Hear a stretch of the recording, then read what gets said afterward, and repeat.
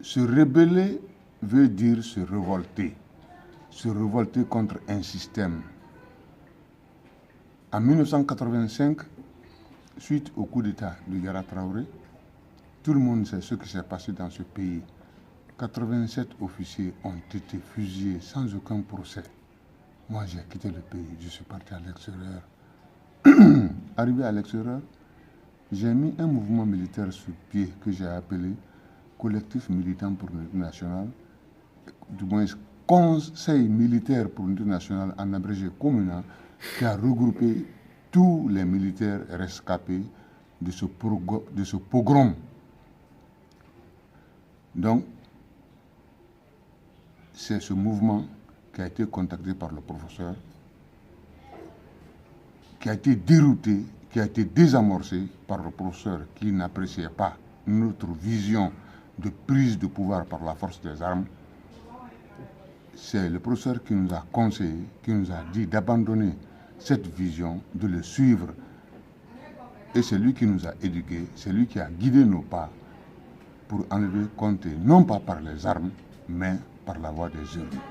D'accord. Parlant de ce coup d'État qui a foiré, est-ce qu'effectivement vous avez été jugé, condamné par contumace? Est-ce qu'effectivement vous faisiez partie de ces mutins, de ces militaires qui avaient voulu renverser Lansana Conté? Bon, tu sais, jusqu'à présent, l'affaire du coup d'État du 4 juillet 1985 n'a pas été élucidée. Parce que le coup d'État, si il a existé, ça a été plutôt un règlement de compte. Parce que ce sont les militaires malinqués, les officiers malinqués qui ont été arrêtés, qui ont été fusillés sans aucun procès. Moi qui te parle, j'ai été condamné à la peine capitale par contumace avec confiscation de tous mes biens. Les archives existent. Quand vous prendrez les archives, vous verrez effectivement mon nom là-dedans. J'étais lieutenant à l'époque, lieutenant Abouakassis Guiabi, condamné à la peine capitale par contumace. Oui, justement, parlant de ce coup d'État, pourquoi? Qu'est-ce qu'on reprochait à Conté à l'époque? Est-ce qu'il y a eu coup d'État d'abord? Et voilà. C'est ça la question. Est-ce qu'il y a eu coup d'État? Il faut répondre d'abord à cette question pour savoir si effectivement il y a eu coup d'État. Moi, j'ai plutôt dit qu'il y a eu un règlement de compte. Ah, un règlement de compte. Il y avait eu tout de même des remous à Conakry. Lansana Conté était absent du pays. Qu'est-ce qui a fait cela? Est-ce que c'était, comme on le dit, anodin? Bon, j'étais en ce moment lieutenant et ceux qui étaient à la tête étaient des hauts gradés, des officiers supérieurs, des généraux, des colonels. Je crois que ce fut plutôt un règlement de compte entre les grosses cylindrées de l'armée. Nous, les petits, nous avons souffert de leur lutte. Nous avons souffert de leur contradiction. D'accord. Alors, vous avez à l'époque quitté Conakry, je ne sais pas dans quelles conditions. J'ai quitté Conakry en abandonnant ma famille, en abandonnant mes biens. J'ai quitté Conakry bras ballants. J'ai marché sur les rails de Conakry jusqu'à Kankan pendant plus de 15 jours. De Kankan, je suis parti au Mali, où le président général Moussa Traoré m'a accordé l'asile politique. C'est là-bas où j'ai mis sur pied maintenant ce mouvement dont je viens de vous parler. Comment vous avez réussi à entrer en contact avec le président du Mali à l'époque qui, à mon avis, c'était pas facile d'avoir contact avec un chef de l'État en exercice? Comment ça s'était passé? Vous êtes le seul journaliste qui vient de me poser effectivement cette question. Personne ne m'a posé cette question.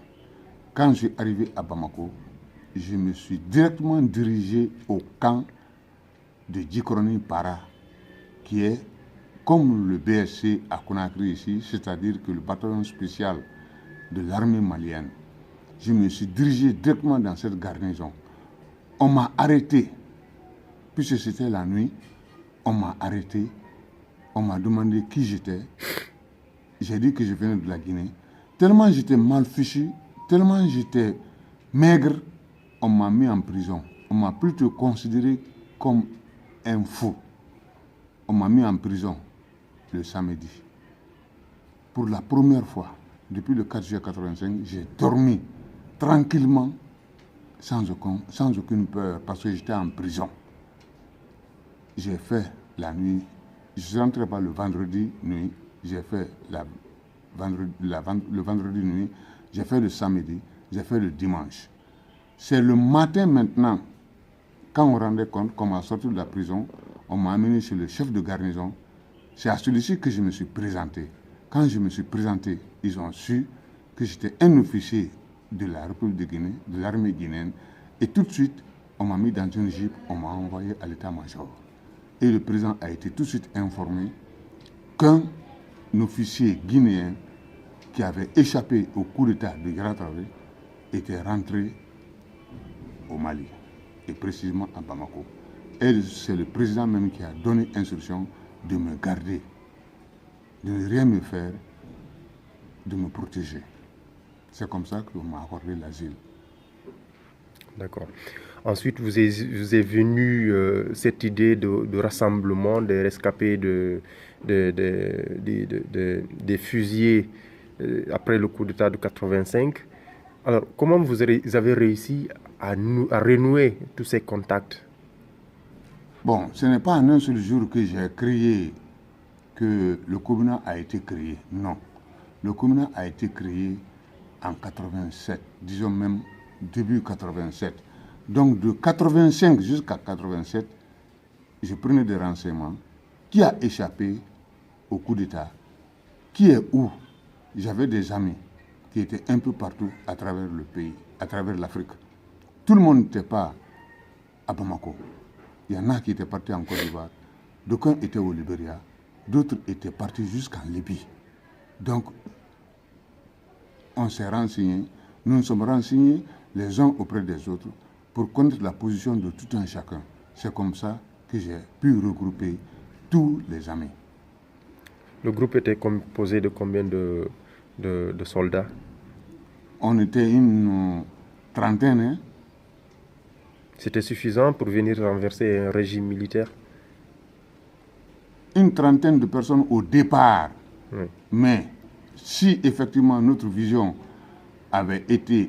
devrait être réalisée, d'autres personnes allaient se joindre à nous, même si c'était des gens après, des mercenaires comme on les appelle. Mais heureusement, Dieu n'a pas voulu ça. Le professeur Alpha Condé n'a pas voulu ça. Alors, vous dites que vous avez créé le Comuna. Par la suite, le président Alpha Condé vous a contacté pour vous en dissuader. Qu'est-ce qui a joué dans ces échanges? Est-ce que vous avez senti Alpha Condé sincère? Comment est-ce qu'il a réussi à vous convaincre, vous, d'anciens officiers qui avaient, excusez-moi du terme, des idées quelquefois arrêtées, qui avaient un esprit de vengeance? D'abord, l'envoyé du professeur Alpha Condé, on le connaissait très bien. Il s'appelle Nansa Liberté. C'est un de nos frères. Il est de Kouroussa. Nous le connaissions très bien. Lui, il était déjà membre du mouvement du professeur Alpha Condé qu'on appelait le MND, le Mouvement National Démocratique. Et on savait déjà que ce mouvement existait et que ce mouvement se battait contre le régime de Lansana Conté. Donc on n'avait pas de doute autour de la sincérité du professeur Alpha Condé pour dire qu'il était effectivement un dissident au régime de Lansana Conté. Est-ce que c'était le cas? Vous avez tantôt dit qu'il y avait beaucoup de chefs d'État de la sous-région qui étaient contre la prise du pouvoir par l'armée au lendemain du régime de Sékou Touré. Vous aviez des soutiens, de potentiels soutiens d'anciens chefs d'État. Qui étaient ces chefs d'État qui soutenaient votre initiative? Il me sera indiscret de dire ça aujourd'hui, mais ce qui est clair, c'est que sachez qu'il y avait parmi nous des militaires qui s'étaient rendus, par exemple, en Sierra Leone. On les avait retournés ligotés. Le président Léonet les avait arrêtés, les ligotés et les retournés à la Guinée. Ils ont été fusillés. Si nous, on nous a acceptés en Côte d'Ivoire, on nous a acceptés au Bénin, on nous a acceptés au Mali, nous pouvons dire que ces chefs d'État ont été cléments envers nous. Justement, est-ce que vous aviez qui vous finançait? Qui nous finançait? Ça, c'est difficile à dire. Des bénévoles? Comment ça se passait? C'était, comme je l'ai dit, c'était les amis du président Ahmed Sékou Touré. D'accord. Alors, on va parler du RPG. Vous dites que le président Alpha Condé, vous l'avez rencontré, il vous a dissuadé de se lever par les armes pour renverser le régime de Lansana Conté. Comment ça s'est passé de 87 jusqu'en 92 qui a abouti à la création du RPG? Quand nous nous sommes rencontrés en 87, le président Alpha Condé était à la tête déjà de beaucoup d'autres mouvements qui se battaient contre le même régime militaire guinéen. Il y avait le mouvement Unité Justice Patrie, il y avait les anciens dignitaires du président Sékou Touré qui avaient fait la prison à Kindia et qui avaient été libérés. Il y avait des patriotes qui étaient contre le pouvoir de Lansana Conté. Il y avait le Comuna, nous, les militaires regroupés dans ce mouvement.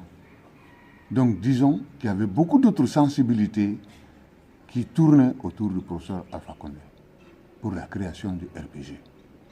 Vous étiez quand même, vous aviez des relations assez particulières avec le président.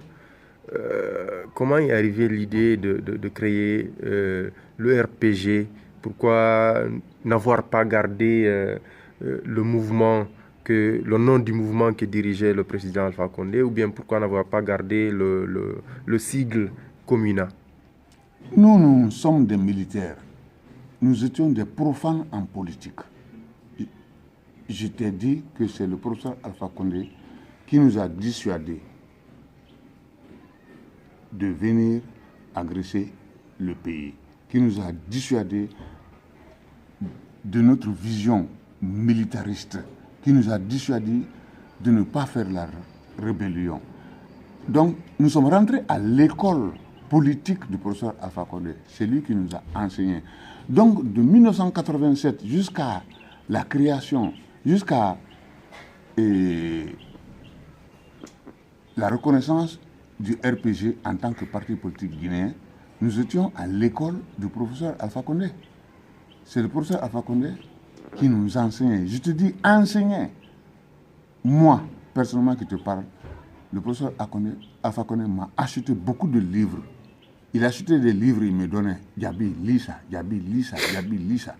Chaque fois, il me faisait lire des livres. Donc c'est pourquoi je dis que je suis son disciple politique.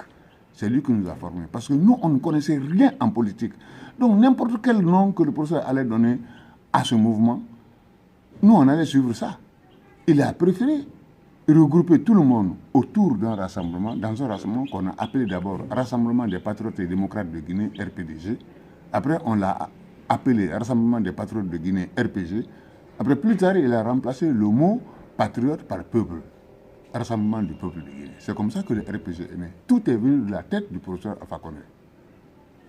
Alors, vous dites que vous deux, vous étiez assis au Burkina Faso pour créer le RPG. Pourquoi ce lien très, très, très proche avec lui? Quand il nous a rencontrés d'abord en Côte d'Ivoire,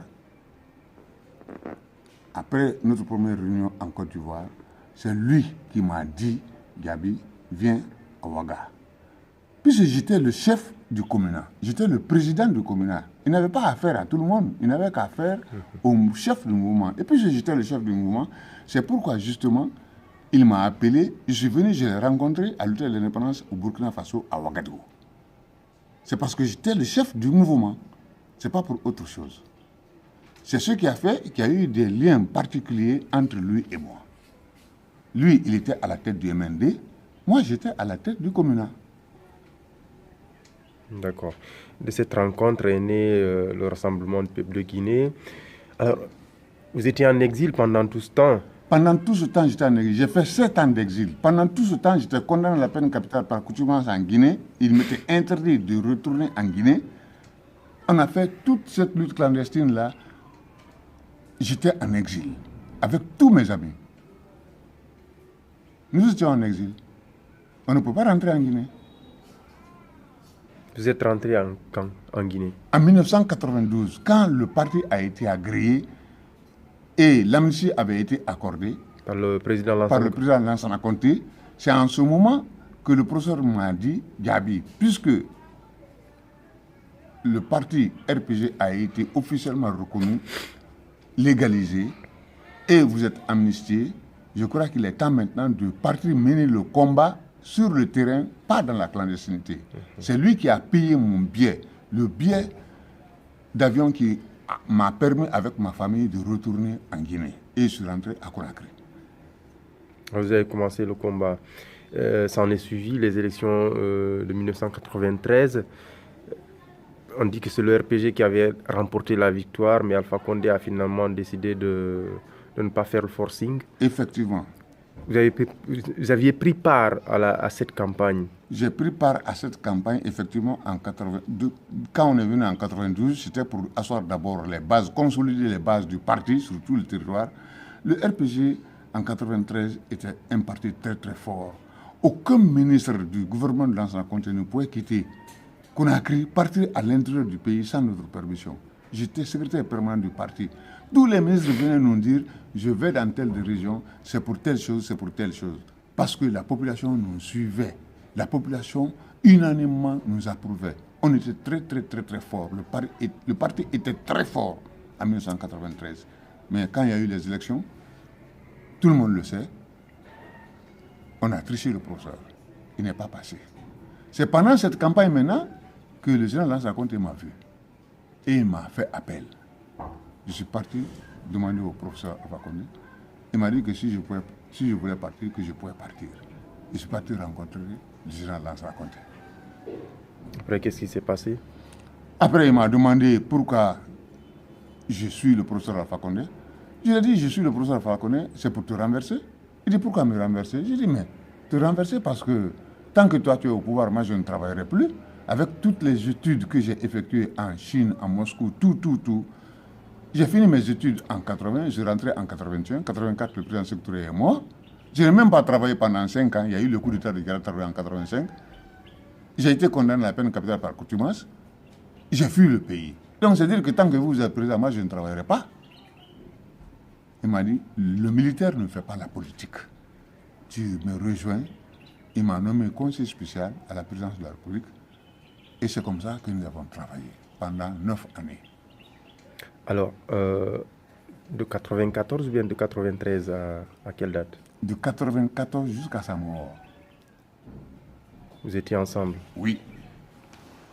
Qu'est-ce qui a fait que vous aviez des liens très proches avec le président Alpha Condé? Vous occupiez un poste clé de son parti, le secrétaire permanent du parti, qui est censé tout coordonner, organiser.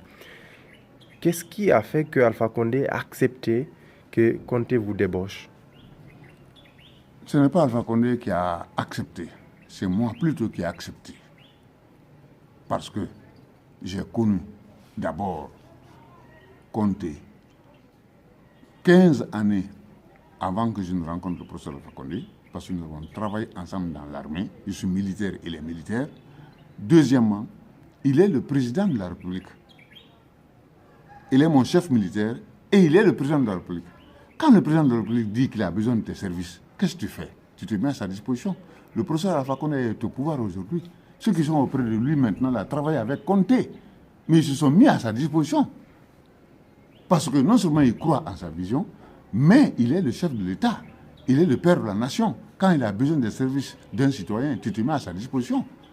Est-ce qu'en quelque sorte, excusez-moi du terme, vous n'étiez pas la taupe de Alpha auprès de Conté, le régime qu'il combattait? C'est le mot justement. Tout le monde dit que même à l'heure où je suis assis, on me dit que j'ai été la taupe du professeur Alpha Condé auprès du général Lansana Conté. Je l'assume. Je l'assume. Parce que, en fin de compte, le président Lansana Conté aussi m'a éloigné de lui, enfin, parce qu'on avait convaincu le président Lansana Conté pour lui dire que j'étais effectivement une taupe du président Alpha Condé. Les gens du RPG aussi, eux, ils pensent effectivement que j'ai été une taupe du président Alpha Condé auprès de Lansana Conté. Donc, puis c'est tout des deux côtés. Tout le monde dit que je suis la taupe. J'ai accepté d'assumer. Parce que quand tout le monde dit que c'est rouge, il faut dire que c'est rouge. Quand tout le monde dit que c'est bleu, il faut dire que c'est bleu. Même si c'est vert. C'est ça mon problème.